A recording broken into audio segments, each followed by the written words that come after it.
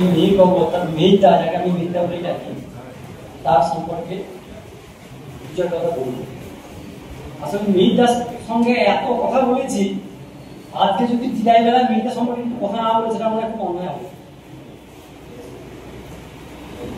আমার তো মনে হয় আমাদের স্টাফরুমকে একটা বিধানসভা ভবনে অধ্যক্ষ ঠিক করতে হবে পরে। আমি মনে করি আমাদের স্টাফরুমের অধ্যক্ষ ছিলেন মেয়েটা। জাতি ধর্ম স্ত্রী পুরুষ ছোট বড় নির্বিশেষে সবাইকে আমরা মিলটার কাছে আবদার করতাম, বক্তব্য করতাম। যে কথাগুলো সিলেবাস নাই, সাহিত্য বিজ্ঞান ফিজিক্স কেমিস্ট্রি রাজনীতি, আর মেয়েটা অম্লান প্রথমে একজন ভালো সকাল মধ্যে শুনতেন, সাধ্য মতো শাসন দিতেন, পরিবেশটাকে একদম মাতিয়ে রাখতেন।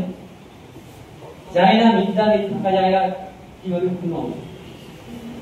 আমি বেশি সময় নেব না। আমি 1994 সাল থেকে মেয়েটার সঙ্গে আছি। মেয়েটার দুটো ফেজ, অর্গানিক ইনঅর্গানিক ফেজ, মেয়েটার কেমিস্ট্রি মাসায় দুটোই দেখেছি। জাস্ট দু একটি ঘটনার কথা বলবো আমার শিক্ষা হিসাবে। আমাদের স্কুল থেকে আমরা একটা ডিসকাশনে গিয়েছিলাম কলকাতা, সম্ভবত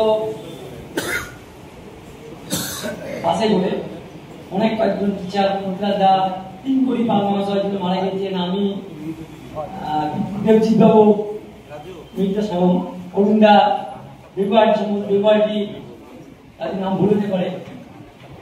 তখন মেয়েটা একদম টপ হয়ে ঘোরা। সম্ভবত মেয়েটাকে ক্যামেরা নিয়েছিলেন, পার্সোনাল ক্যামেরা, সম্ভবত মেয়েটার ক্যামেরা। আমরা চিড়িয়াখানায় গেছিলাম। চিড়িয়াখানায় বাঘের সামনে, গতিশীল বাঘের সামনে আমার ছবি তোলা হবে। আমি সত্যি ঢুকেছি, বাঘও দাঁড়াবে না, মেয়েটাও ছাড়বে না। আমাকে একাধিক শট দিতে হলো, আরে তুমি দাঁড়াও, তোমার ছবি তুলবে জানি। যে ছবি আমাকে এখন রাখা আছে। তো সেই চলন্ত বাঘের মানে নেটের ওইদিকে চিড়িয়াখানায় বাঘ, আর সামনে একদম নেক্সট হেঁটে আমি। তো সেই বাঘের ছবি মেয়েটা তুলেছিলেন।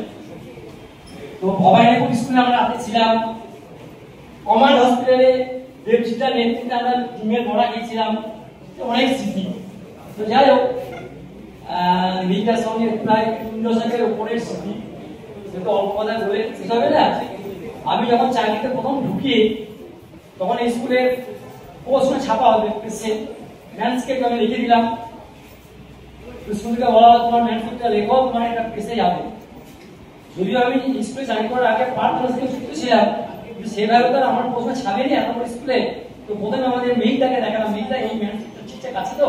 তো মেয়েটা একদম ঠিক আছে। সেই প্রশ্ন ছাপা হলো। তো তারপরে সময় গড়িয়েছে। শেয়ার মার্কেটের মতো জীবন যে অরৈখিক, নন লিনিয়ার, আপ ডাউন এটা সবার মান যায়, সেটা মেয়েটাকে আমরা বুঝেছি। কমছে বাড়ছে, শেয়ার মার্কেটের দাম কমছে বাড়ছে, দিয়ে একটা ভ্যালুতে ঠিক হয়েছে। আজকে মেয়েটা সরকারি নিয়মে বিদায় নিচ্ছে। আমাদের সবকে দিতে হবে, আমরা 3 বছর পরে দিতে হবে। তো আরো অনেক স্মৃতি, পিকনিকের স্মৃতি, স্টাফ রুমের স্মৃতি, বিভিন্ন ঘটনার রাজনীতি, সামাজিক বিভিন্ন স্মৃতি জড়িয়ে আছে। তো সেগুলো বলছি না আমি সময়ের জন্য। মেয়েটার আমাদের আগে প্রাক্তন প্রধান শিক্ষক মহাশয়